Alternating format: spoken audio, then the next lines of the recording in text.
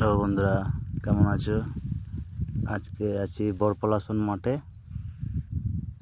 তা এখানে মহেন্দ্র গাড়ি, এই যে মহেন্দ্র 88। তা এটা প্রবলেম হয়েছে ওই যে খেসারের যে লিভারটা ফেলে যে পুলিটা আছে, যেটা বেল্টটা টাইট করে, সেই বেল্টটার বিয়ারিংটা ভেঙে গেছে।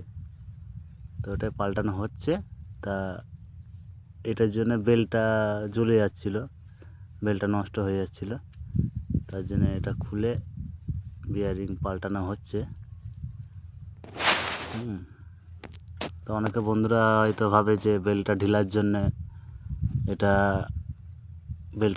হয়তো বেল্টটা পুড়ছে। তাও নয়, তার মধ্যে এই পুলিটাও যদি খারাপ হয়ে থাকে তাহলেও কিন্তু বেল্ট জ্বলে যায়। এটুকুই বন্ধুরা,